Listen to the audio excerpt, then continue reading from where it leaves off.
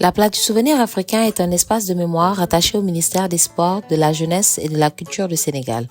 Elle représente un espace de commémoration des grandes figures symboliques qui ont fait l'ineffaçable mémoire des peuples de l'Afrique et de la diaspora.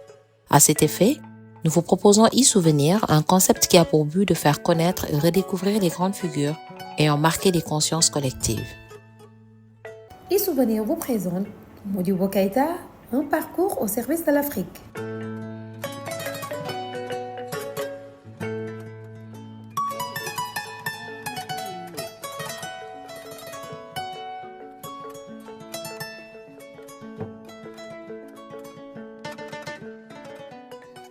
Merci beaucoup.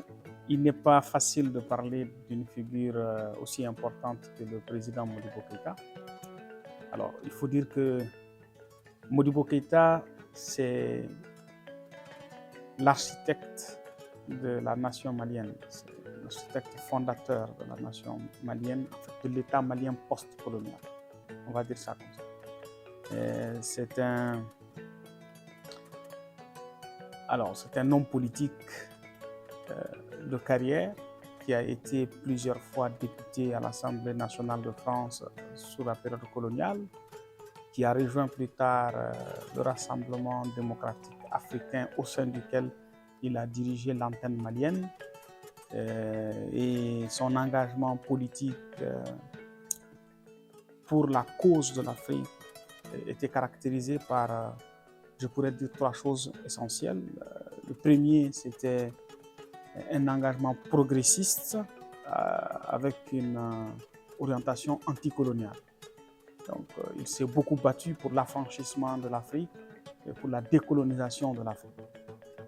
Le deuxième, c'est qu'il avait justement dans cet engagement politique une conviction que le salut de l'Afrique ne se résumait pas simplement à accéder à l'indépendance, mais qu'il fallait impérativement que les États africains se rassemblent pour constituer une fédération africaine. Et c'est pour cela qu'il va s'activer considérablement pour mettre en place des dynamiques fédéralistes sur le continent. Et donc il y a eu plusieurs tentatives qui n'ont pas véritablement prospéré jusqu'à la Fédération du Mali qui réunissait donc le Soudan français de l'époque et la République du Sénégal, donc qui ont accédé ensemble à l'indépendance en tant que fédération, même si très malheureusement cette fédération n'a eu qu'une très courte durée. Et c'est donc à l'issue justement de ces événements malheureux qui ont consacré l'éclatement de la Fédération du Mali que le président Modibo Keïta va finalement le 22 septembre 1960 avec ses pairs au niveau national procéder à la proclamation de l'indépendance du Mali. Et c'est de là également qu'il va engager les principaux sentiers qui vont permettre donc de construire le nouvel État indépendant qui s'appellerait désormais République du Mali en lieu et place de Soudan français.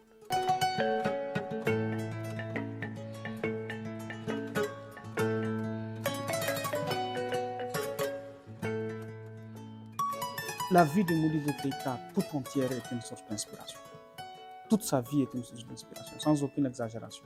D'abord, très jeune, il s'illustre en tant qu'un brillant étudiant, ce qui lui vaut le mérite d'atterrir à l'école William Ponty, la célèbre école William Ponty, qui a formé l'essentiel des élites de l'Afrique occidentale française, où il sort avec un score extrêmement brillant. Il fait une carrière d'abord d'enseignant, d'instituteur, qui verse rapidement dans le syndicalisme. Donc, en tant que syndicaliste, déjà, il s'est démarqué du moins à travers ses idées progressistes, anticoloniales et panafricanistes. Et c'est de cet engagement syndical que finalement il va verser dans le combat politique. Et dans le combat politique, comme nous l'avons dit tout à l'heure, son engagement a rayonné sur l'ensemble du continent africain. Il a été de plusieurs combats à l'intérieur des factions politiques africaines d'abord, ensuite en tant que député au sein de l'Assemblée nationale française en portant, n'est-ce pas, certaines questions importantes concernant justement l'Afrique. et en participant activement à l'organisation des cadres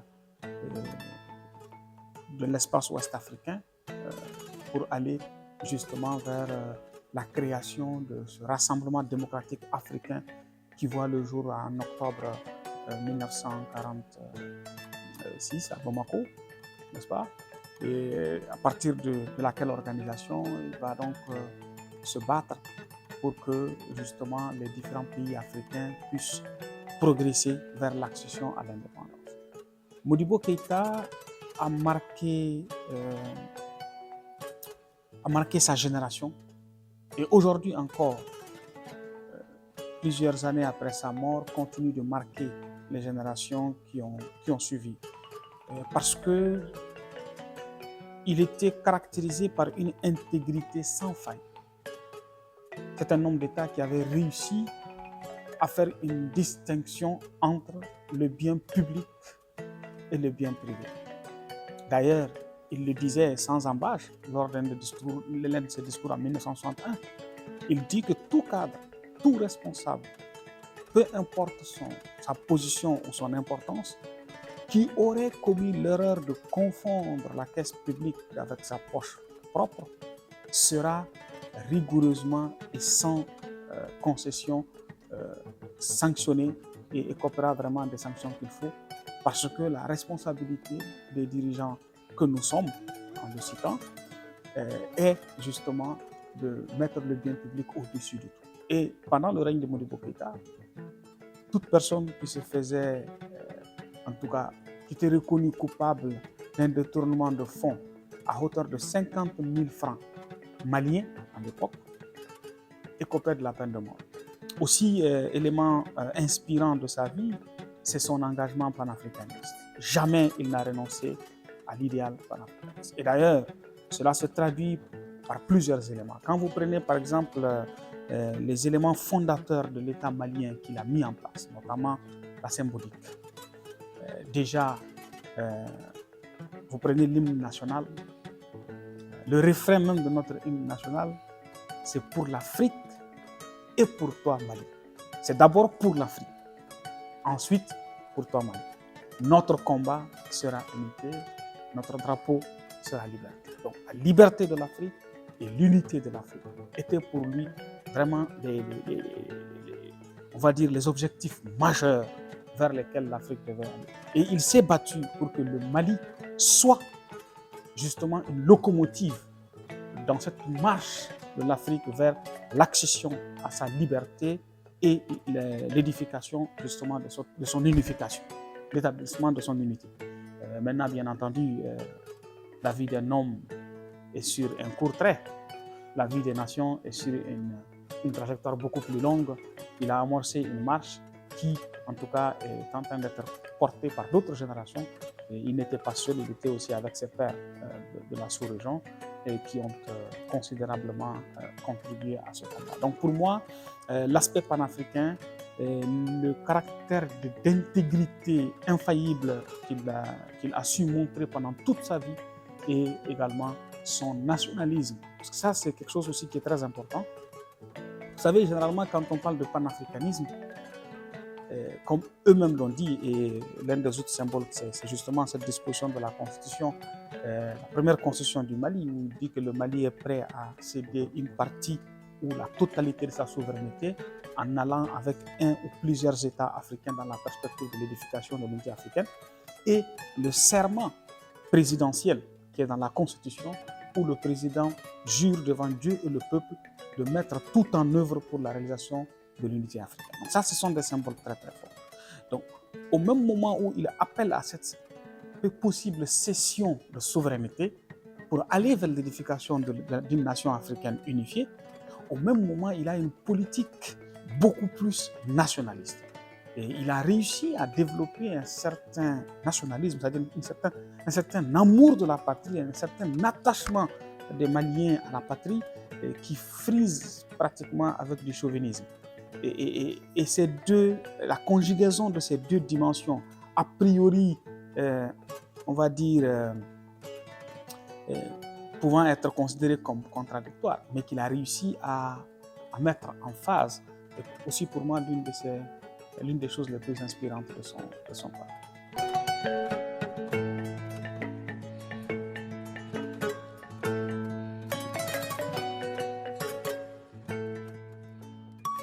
Modibo Keïta était un homme de vision qui avait le courage de sa vision et qui avait l'engagement et la détermination d'œuvrer pour la traduire en réalité. Et sa vision était justement, comme nous l'avons dit tout à l'heure, une vision d'un Mali souverain. Mais un Mali souverain qu'il espérait plus large que le territoire du Soudan français dont il héritait avec ses compatriotes en 1960 à l'accession à l'indépendance. Il espérait ce Mali beaucoup plus africain, beaucoup plus large sur le continent africain, avec, on va dire, la dynamique fédéraliste.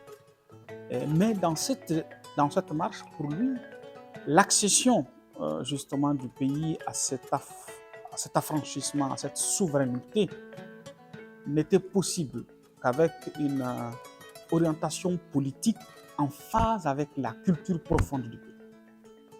Traditionnellement, quand on prend la famille traditionnelle en Afrique, en tout cas au Mali, c'est basé sur les fondements de l'esprit socialiste, c'est-à-dire c'est la dynamique de la solidarité mécanique, n'est-ce pas?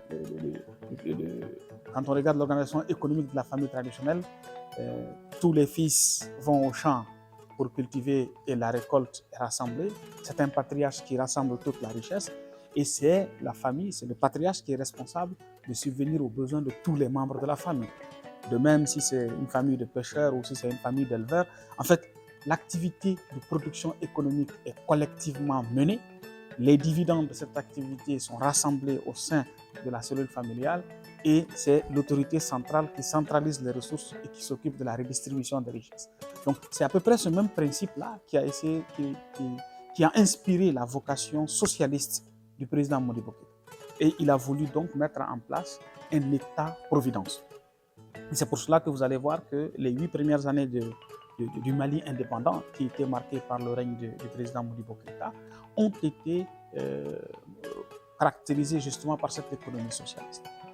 Et puisqu'il avait choisi de mettre en place une économie socialiste, il a donc décidé de faire une réforme de l'éducation en 1962 qu'on appelle la réforme de 62. Cette réforme, justement, est appelée à une école socialisante pour une république socialiste. Parce que Modibo avait compris qu'il ne servait à rien de mettre en place un système éducatif sans savoir quel type de pays on veut bâtir. Donc il faut choisir le type de pays qu'on veut. À partir de là, on saura le type de citoyen qu'il faut pour faire ce type de pays. Et à partir de là, on saura le type d'école qui peut former ce type de citoyen. Et donc la réforme du système éducatif qu'il avait faite était totalement en phase avec la vision politique qu'il avait, à la fois sur l'orientation politique et l'orientation économique.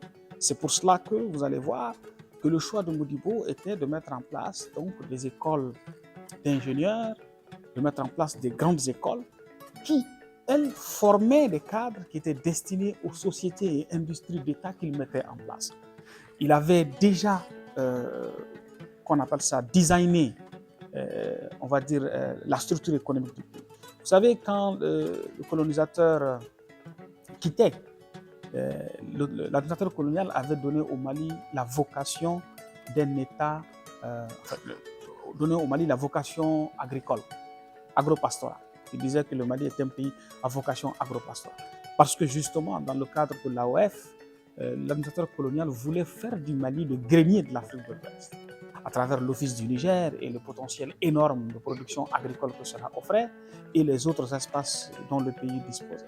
Mais Modibo Keïta l'a décrété, il dit que la vocation d'un État n'est pas innée, elle résulte d'une vision. Et c'est la vision qui amène un pays à avoir une vocation et à créer les conditions justement de rendre cette vocation viable. Lui, il avait fait le choix, en plus du secteur agricole, de faire du Mali un pôle de développement industriel. Et pour faire du Mali un pôle de développement industriel, il fallait donc des partenariats, des coopérations stratégiques avec des partenaires qui pouvaient lui apporter justement les moyens de développement technologique. Donc, créer des usines, organiser du transfert de compétences, mettre en place des capacités techniques capables justement de soutenir cette industrialisation. Donc, il y avait toute une architecture qui était mise en place. Seulement, les difficultés que ce système rencontrait, qui étaient des difficultés souvent évidentes, souvent moins évidentes. La première difficulté, c'est que le modèle socialiste que le président Modibo Keïta a promis au Mali a été extrêmement mobilisateur, mais il avait la fâcheuse tendance à annihiler les efforts qu'on appelle ça, de liberté économique individuelle. Et cela était quelque peu en contradiction avec la tradition économique du pays. Oui, c'était en phase avec le fond culturel. Parce qu'on est socialiste, enfin, on est solidaire systématiquement. Mais quand vous regardez le Mali traditionnellement, c'est un pays de commerçants. Vous regardez l'histoire, les grandes villes du Mali, Tombouctou, Taoudéni, Gao, ont tous été d'énormes carrefours commerciaux où des peuples se retrouvaient. Quand vous prenez l'Empire du Ghana a été une plaque tournante entre l'Afrique blanche et l'Afrique noire sur le trafic de l'or. Donc, traditionnellement, les Maliens sont des traders, sont des commerçants. Vous regardez dans toute l'Afrique de l'Ouest, vous partez au Burkina, vous partez en Côte d'Ivoire, les Dioula, qui sont essentiellement les commerçants, c'est qui? Ce sont des Maliens. Vous regardez les Soninké dans la plupart des localités de provenance du Mali, sont des commerçants. Vous partez au Ghana, dans la ville de Koumassi et dans beaucoup d'autres, la majorité des commerçants, ce sont des Songoï. Donc, il y a un aspect inhérent à l'identité du Malien, à l'activité économique du Malien qui est portée sur cette liberté économique. Je pense que ça, c'était quelque chose qui n'avait pas suffisamment été pris en compte dans l'élaboration de la politique socialiste et ça crée des frustrations. Deuxième difficulté que ce système a rencontrée, c'est son orientation en lien avec l'organisation géopolitique du monde à l'époque. Voyez-vous, le monde était divisé en deux blocs au lendemain de la Seconde Guerre mondiale. Le bloc de l'Est pro-socialiste communiste et le bloc de l'Ouest capitaliste. Bien que le président Modibo Keïta fut l'un des principaux leaders du mouvement des non-alignés, non-alignement qu'il a vigoureusement défendu lui-même, le fait qu'il ait fait le choix de l'option socialiste, eh bien, l'a naturellement rapproché des leaders de l'Est. Voyez-vous, il le dit lui-même, la diplomatie malienne ne refuse de partenariat que celle, je le cite, la diplomatie malienne ne refuse de partenariat que celle qui serait caractérisée par justement du paternalisme ou de l'ingérence directe dans les affaires internes. Il ajoute, le Mali a bénéficié de la compréhension et de l'accompagnement des pays de l'Est. Mais cela ne nous amène pas à refuser que d'autres pays qui voudraient établir un partenariat avec nous puissent se faire. Mais comme je vous l'ai dit, les premiers partenaires qui ont accompagné le Mali dans son processus d'industrialisation ont été les pays de l'Est. Là a constitué une difficulté parce que le système socialiste qu'il mettait en place n'était pas forcément la meilleure option pour beaucoup d'autres cadres. Et donc cela a créé un certain nombre de rivalités. Et le régime était au début des indépendances. Comme la plupart des États à l'époque, il a aussi été confronté à un certain nombre de difficultés. Vous voyez par exemple la menace, la hantise permanente de coups d'État, de déstabilisation venant du colonisateur, surtout que le Mali avait pris des positions assez vigoureuses.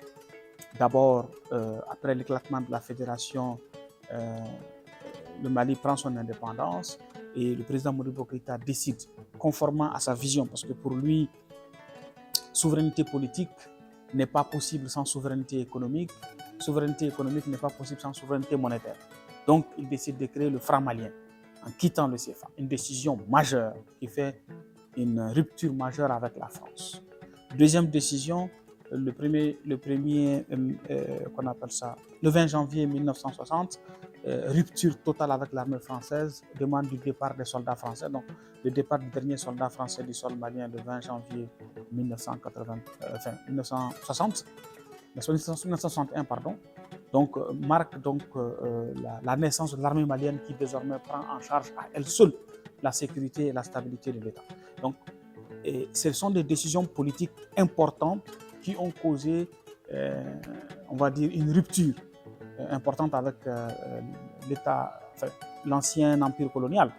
Et donc, à partir de ce moment, la peur permanente, l'inquiétude permanente qu'il y ait des tentatives de déstabilisation planait sur son régime. Cela a amené à prendre certaines mesures drastiques contre des opposants.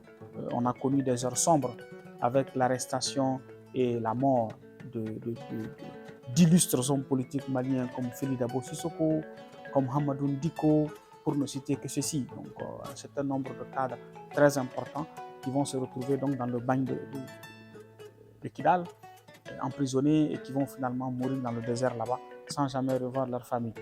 Bien sûr, après un procès populaire, mais quand même.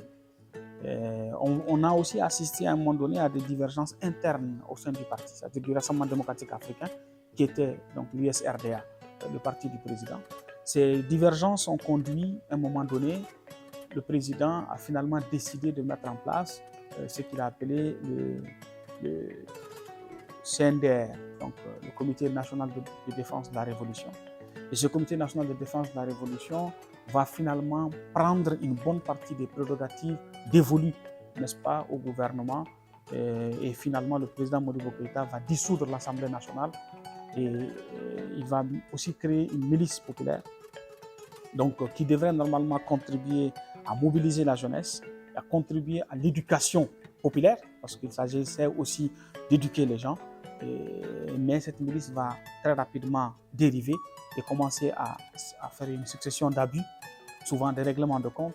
Donc tous ces éléments vont contribuer clairement à créer une certaine frustration. Aussi, la création du franc malien sera un défi qui n'aura pas été relevé, parce que oui, la monnaie a été créée, mais très rapidement, sa stabilisation devient extrêmement difficile. Il n'arrive pas à stabiliser la monnaie, donc une inflation importante va suivre et finalement, après de longues années de crise économique, il sera obligé, à son corps défendant, d'engager des négociations avec la France qui ont duré près de 11 mois pour finalement déboucher sur la décision de planifier un retour au franc CFA après une dévaluation de 50% de la monnaie franc malien.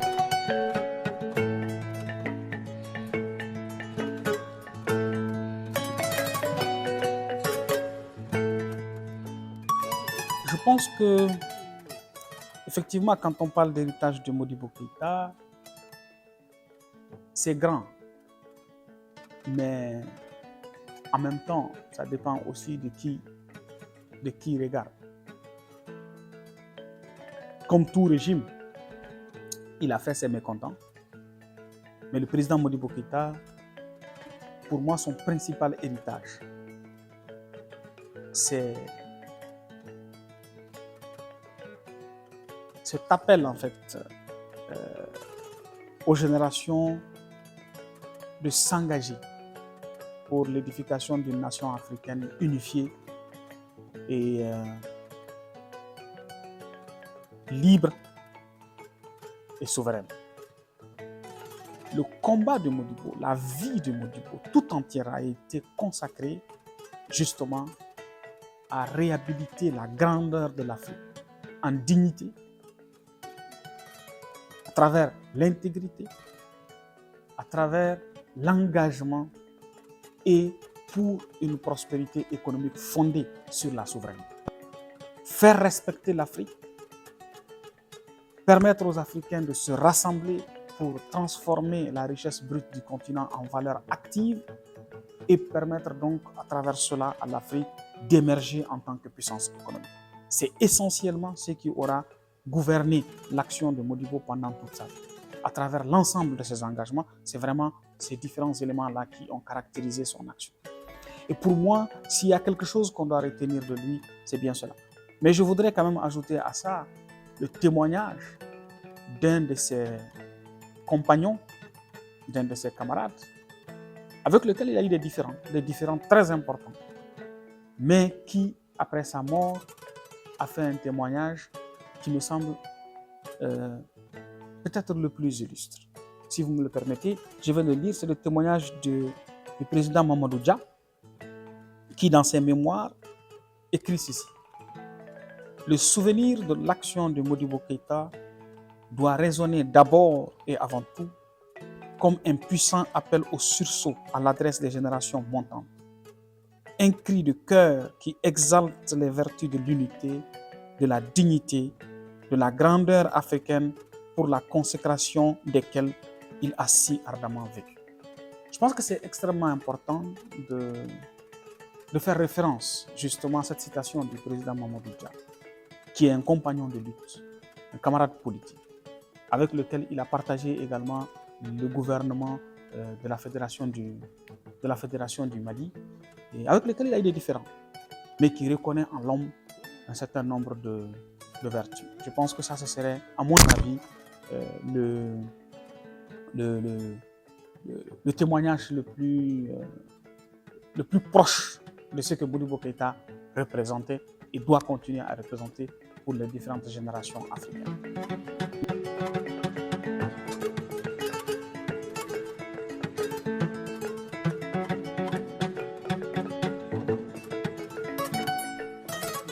Alors, sans doute, il serait très malheureux.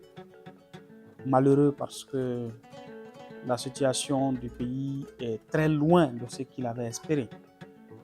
Modibo avait amorcé, comme je le disais, le processus de l'édification d'une nation industrialisée, d'une puissance économique et d'une puissance militaire. Et donc, le Mali devait être un havre de paix, de sécurité et de stabilité. Le Mali devait être une puissance économique qui rayonne dans l'Afrique de l'Ouest et dans le monde. Aujourd'hui, malheureusement, le pays, après plusieurs coups d'État, se retrouve dans une situation extrêmement difficile, économiquement. En termes de sécurité, toutes les régions du pays sont des foyers de tension, sans exception. Des conflits intercommunautaires de Kaya Kidal, une menace terroriste qui peine à être résorbée, malgré des efforts importants déployés par le régime actuel, par la transition actuelle, qui a réussi quand même à reconquérir le territoire dans son entièreté. Le défi de la sécurité reste pourtant très loin d'être relevé.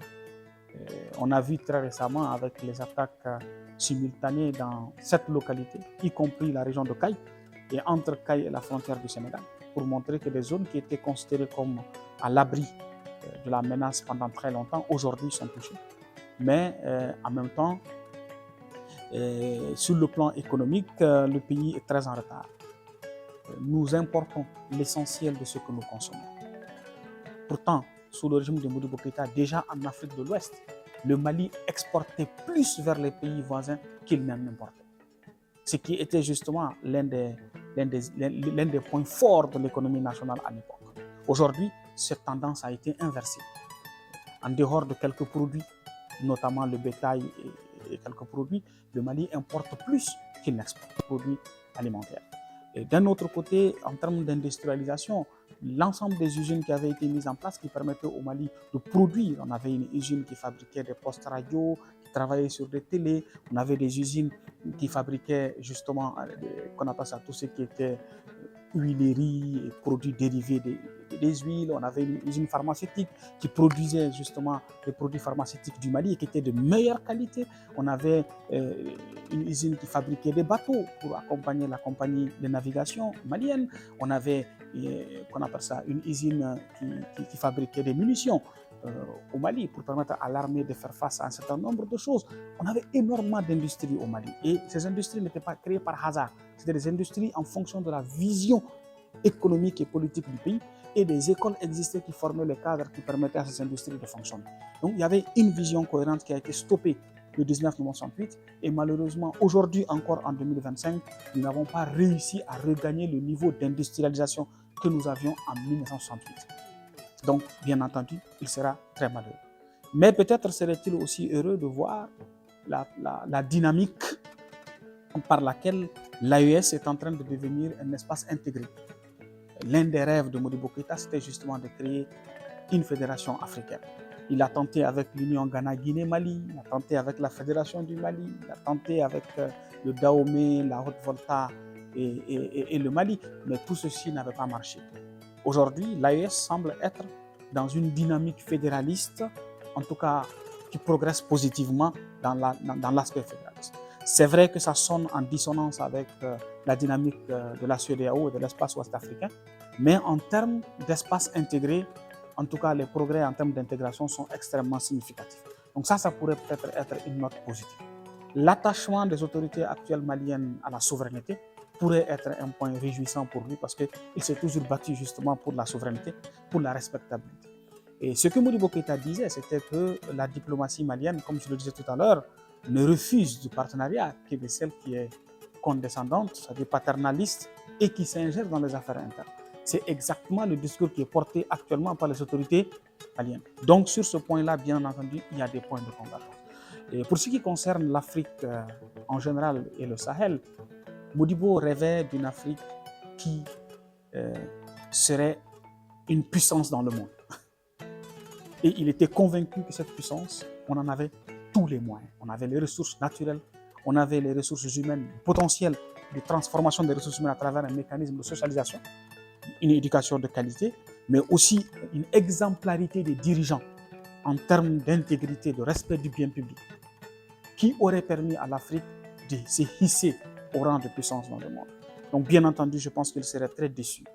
Et il disait, Modibo l'a dit à plusieurs reprises, il dit l'Union africaine ne doit pas devenir les Nations unies, qui est absolument incapable d'apporter une quelconque solution, parce qu'à chaque fois qu'un problème est posé, il est tiraillé par les enjeux et les intrigues des États eux-mêmes, et incapable donc de prendre une décision. L'Union africaine doit être beaucoup plus opérationnelle, elle doit être beaucoup plus réactive, et doit être beaucoup plus entreprenante. C'est ça que Modibo Keïta disait, c'est ça que Modibo Keïta fustigeait. Et malheureusement, aujourd'hui, l'Union africaine est devenue exactement ce qu'il ne voulait pas qu'elle devienne.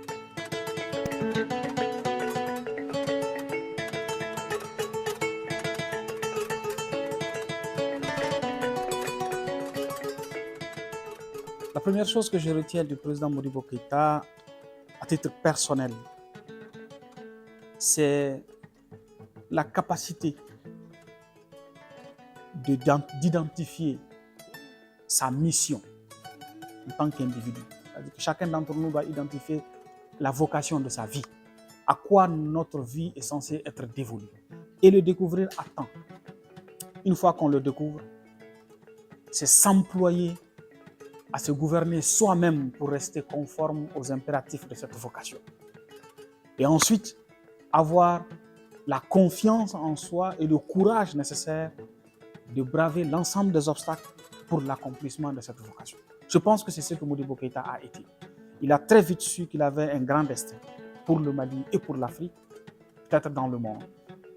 Et toute sa vie a été caractérisée par une certaine intégrité, par un engagement sans faille et par une honorabilité intouchable. Face à toutes les épreuves, de son enfance à son décès, il est resté grand, il est resté humble. Et jusqu'à sa disparition, je pense que c'est cela qui le caractérise.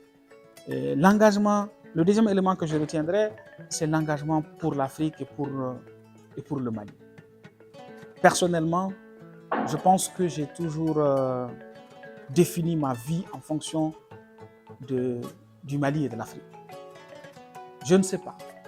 Peut-être est-ce le résultat d'une inspiration de sa part. Peut-être est-ce le résultat de la socialisation qu'il a bien voulu faire des Maliens, parce que je suis un fruit justement de cette socialisation. C'est tout à fait possible. Mais ça, c'est quelque chose, en tout cas, personnellement, qui m'inspire, que je retiens du président Modibo Keïta. La troisième chose que je retiens du président Modibo Keïta, c'est le sens du dialogue. Alors, c'est un homme qui a été ouvert au dialogue. qui a été ouvert au compromis quand cela était nécessaire. Je vous ai parlé tout à l'heure du fait qu'il ait accepté, malgré la déconvenue que cela pouvait représenter et que cela a représenté justement, qu'il a décidé quand même de revenir au franc CFA parce que les conditions objectives de viabilité de l'économie malienne n'étaient plus tenables, n'étaient plus possibles avec le franc malien dans les conditions où on était. Ce n'était pas par un renoncement à la nécessité et à la volonté de s'affranchir, mais c'est par objectivité face à l'incapacité de générer les résultats espérés par le choix qui a été fait. Beaucoup de cadres de son parti l'ont combattu en pensant que non, c'était un renoncement, c'était un déni, que c'était une capitulation. Mais il savait être un homme d'État, ne pas être prisonnier de son ego quand l'intérêt national était sur la table. Modibo Keïta a eu à faire énormément de concessions à plusieurs reprises à l'occasion d'événements majeurs ou de circonstances majeures. Tout aussi ferme qu'il était, tout aussi catégorique qu'il était, tout aussi rigoureux qu'il était, il savait dans cette rigueur se l'appliquer à lui-même lorsque ses pulsions personnelles étaient en contradiction avec l'intérêt national. Donc pour moi, ça c'est un élément important qu'il faut retenir.